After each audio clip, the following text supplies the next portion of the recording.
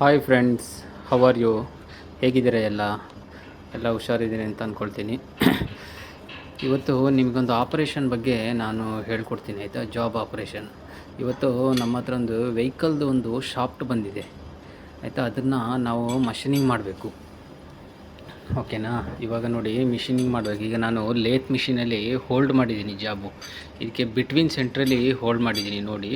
Between ಸೆಂಟ್ರಲ್ಲಿ hold ಮಾಡಿ ನಾನು ಸರ್ಫೇಸ್ ಟ್ರೂ ಮಾಡ್ತಾ ಇದ್ದೀನಿ, ಅದನ್ನು ಲೆವೆಲ್ ಮಾಡ್ತಾ ಇದ್ದೀನಿ. ನೋಡ್ತಾ ಇರ್ಬೋದು ನೀವು, ನಮಗೊಂದು ಸರ್ಫೇಸ್ ಗೇಜ್ ಅಂತ ಕೊಟ್ಟಿರ್ತಾರೆ ಅಲ್ಲಿ, ಅದರಲ್ಲಿ ನಾನೀಗ ಲೆವೆಲ್ ಮಾಡ್ತೇನೆ. ಅಂದರೆ ನಮಗೆ ರೌಂಡ್ ಸರ್ಕಲಾಗಿ ಬರಬೇಕು, ರೌಂಡ್ ಬರಬೇಕಷ್ಟೇ ನಾವೀಗ ಮೆಷಿನಿಂಗ್ ಮಾಡಬೇಕು ಅಂತ ಹೇಳಿದರೆ, ಸರಿನಾ? ಈಗ ನೋಡಿ, ಹೋಲ್ಡ್ ಮಾಡಿಬಿಟ್ಟು ನಾನೆಲ್ಲ ಸೆಟ್ ಮಾಡ್ತಾ ಇದ್ದೀನಿ.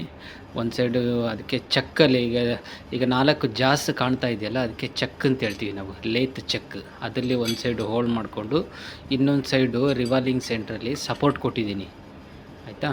ಸಪೋರ್ಟ್ ಕೊಟ್ಟಿದ್ದೀನಿ ನೋಡಿ. ಇಲ್ಲಿ ನಾನೀಗ ಇದು ಮಾಡ್ತಾಯಿದ್ದೀನಿ, ಡ್ರಾಯಿಂಗ್ ಆಗ್ತಾಯಿದೆ.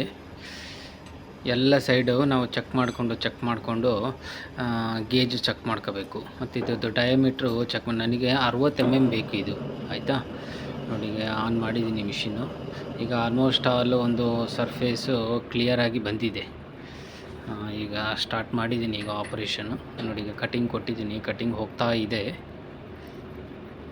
ನೋಡ್ಬೋದು ಗಾಯ್ಸ್. ಇದರಲ್ಲಿ ಡೆಪ್ತ್ ಆಫ್ ಕಟ್ಟು ನಾನೊಂದು 2 mm ಕೊಟ್ಟಿದ್ದೀನಿ, ಹಾಗಾಗಿ.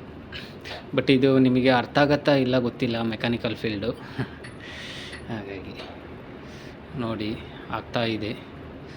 ಈಗೊಂದು 2 mm ಕಟ್ಟು, ಡೆಪ್ತ್ ಆಫ್ ಕಟ್ಟು 2 mm ಕೊಟ್ಟಿದ್ದೀನಿ. 2 mm ಹೋಗ್ತಾ ಇದೆ ಕಟ್ಟಿಂಗು, ನೋಡಿ ಫ್ರೆಂಡ್ಸ್. ದಿನ ನಮ್ಮ ಹತ್ರ ಏನಾದರೂ ಒಂದು ಬೇರೆ ಬೇರೆ ಪಾರ್ಟ್ಸ್ ಮೆಷಿನಿಂಗಿಗೆ ಬರ್ತಾ ಇರುತ್ತೆ, ಹಾಗಾಗಿ ಅದನ್ನೆಲ್ಲ ರೆಡಿ ಮಾಡ್ತಾ ಇದ್ದೀವಿ. ನೋಡಿ, ಕಟಿಂಗ್ ಹೋಗ್ತಾ ಇದೆ.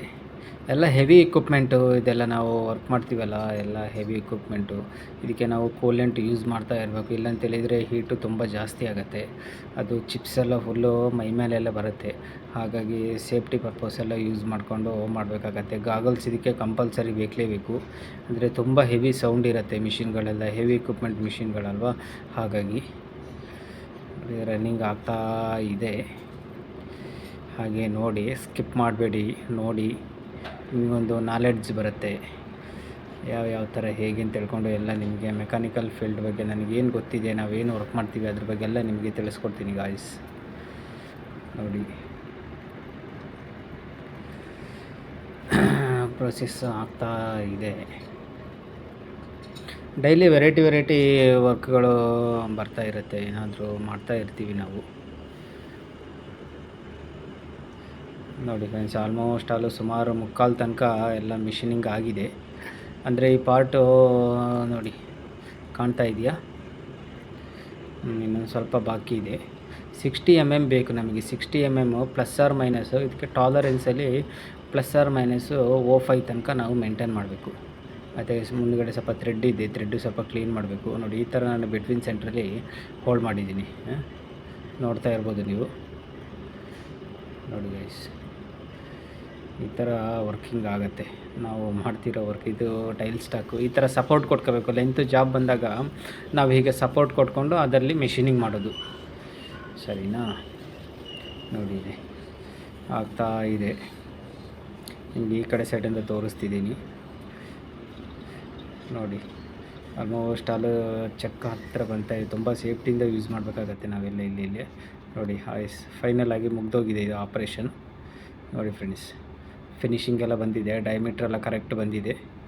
ಎಲ್ಲಾಗಿ 60 mm ಬೇಕಾಗಿದ್ದು 60 mm ಬಂದಿದೆ. ಟಾಲರೆನ್ಸ್ ನೋಡಿ, ಇದೆಲ್ಲ ಚಿಪ್ಸ್ ಅಂತ ಹೇಳ್ತೀವಿ. ಈಗ ನಾನು ತೋರಿಸ್ತಾ ಇದ್ದೀನಿ ಅಲ್ಲ, ಇದು ಚಿಪ್ಸು. ಇದೆಲ್ಲ ರಿಮೂವ್ ಮೆಟೀರಿಯಲ್ಲು. ಇದು ಇಷ್ಟು ಮೆಟೀರಿಯಲ್ನೆಲ್ಲ ತೆಗೆದಿದ್ದೀವಿ ನಾವು. ಈ ಥರ ಎಲ್ಲ ಬರುತ್ತೆ ನೋಡಿ. ಫೈನಲ್ ಇದು ಕೆಲಸ ಮುಗ್ದಿದೆ ನಮ್ಮದು. ನಮಗೆ ನಿನ್ನೆ ಈ ಕೆಲಸ ಬಂದಿತ್ತು, ಹೀಗೆ ಮಾಡಿಕೊಡಿ ಅಂತ ತಿಳ್ಕೊಂಡು, ಹಾಗಾಗಿ. Okay, thank you friends.